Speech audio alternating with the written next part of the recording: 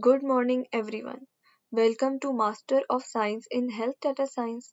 Today, we will start our next topic that is basically mobile health, wearables, and remote monitoring data flows. So, first of all, we go through the introduction why we have to do this.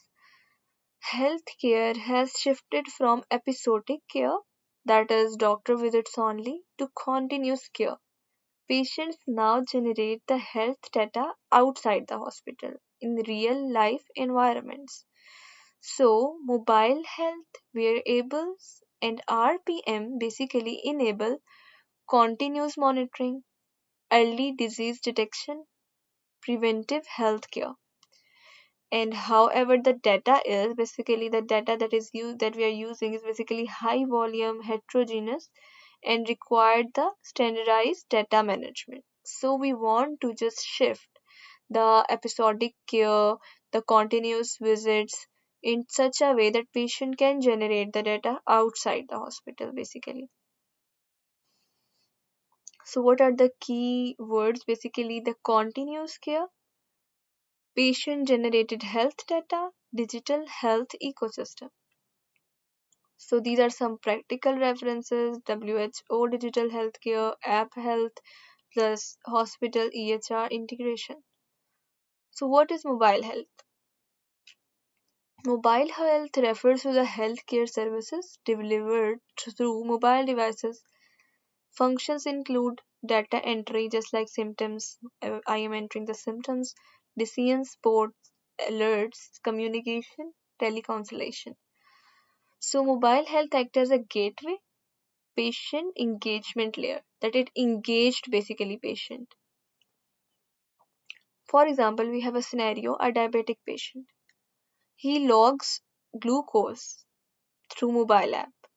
App sends data to cloud, and now doctor review trends remotely. So these are the practical tools just like Apple HealthKit, Google Fit, and Diabetes app. So now there is a wearables. So wearables are sensors based devices worn on the body. Characteristics are continuous data collection, passive monitoring, high frequency time series data. And types of sensors are optical sensor, accelerometers, bioimpedance. And then there is a practical reference just like Fitbit API, Apple Watch, ECG. Remote patient monitoring. What does it mean? That remote patient monitoring uses clinically validated devices. Now the devices are clinically validated to monitor the patients remotely. Focus on chronic diseases, post-surgery monitoring, elderly healthcare. And what is the difference between both? In wearables, consumer focus, lifestyle data, optional use. And in RPM, it is the clinical focus, clinical data, and prescribed use. Now, these are the practical tools. Now, importance of mobile health and RPM.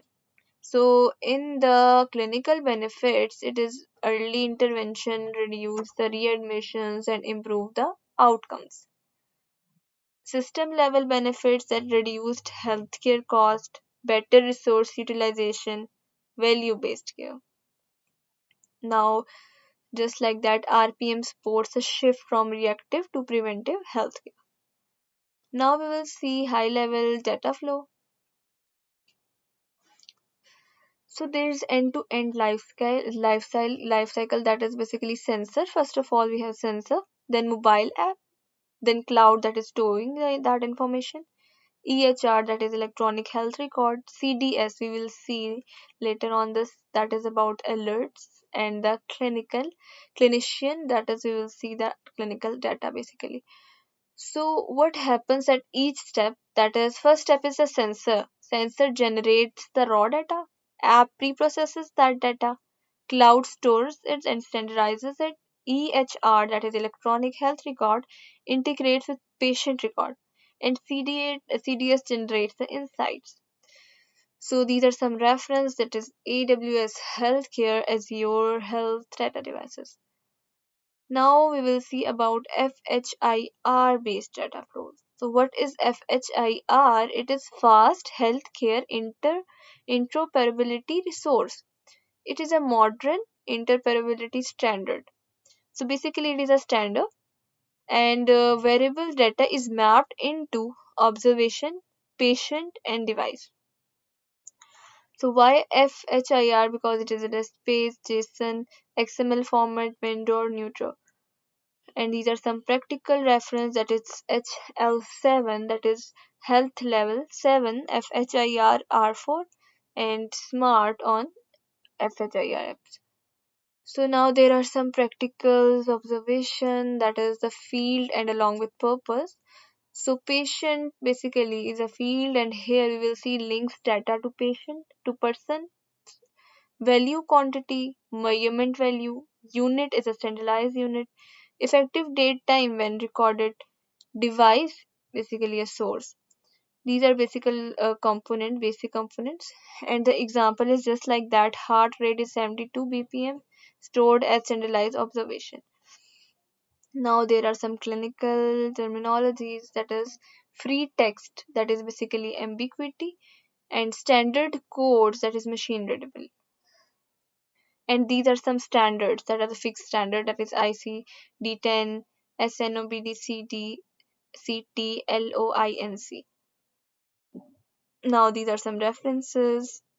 Now we will see other terminologies.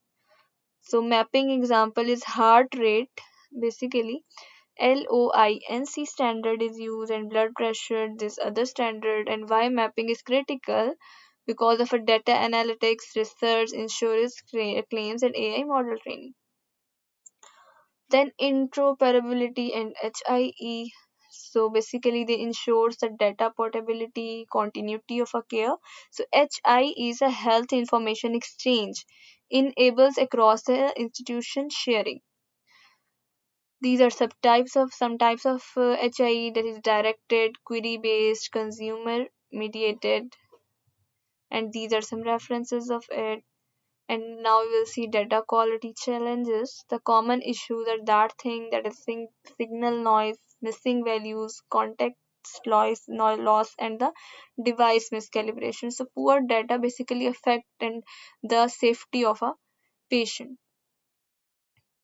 Now the metadata, we will see the metadata includes the timestamp, device ID, location, users. Metadata is data of the data, and provenance ensures the legal defensibility, clinical trust, audit trails, and the standards are basically FHIR provenance resource.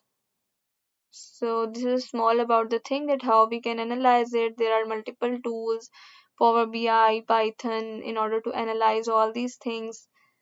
And then the dashboard analytics, just like I have told you, that the purpose of that thing is just to analyze the trends of all that things. Then there is a clinical decision support that we have discussed. So basically, clinical decision support is a combination of a rules and data. So rules and data, we got alerts. So basically, CDS is an alert. For example, if BP is greater than that range till 3 days, then notify your doctor. So this is just for alert. These are some standards of it. Then there is some ethical and legal consideration, that there must be justice, non-maleficence, autonomy, and beneficence. So we have to encounter all that things, that is the ethics is also maintained. So RWE comes from, basically if we will see real world evidence, now that thing, so it comes from wearables, EHRs, RPM, and all that thing. Some these are the practical reference. Now we will see the case study, that there is a BP device, then app, then cloud, then FHIR, then EHR, and at the end we got alerts. And the outcome is we reduce the visits, basically better adherence, and improve the outcomes. So skill basically that we have gained is just to know about the legal things, ethics of it, informatic workflows, interoperability standards, and data governance. And at the end, we conclude over that topic, that mobile health and RPM transform the healthcare by enabling continuous data-driven, patient-centered care. So I hope it will be workful. So basically here we want to study how to reduce the frequent the visits of the patient and how to generate data outside the hospital and all that things, that we want to reduce the efforts of a patient as well as a doctor.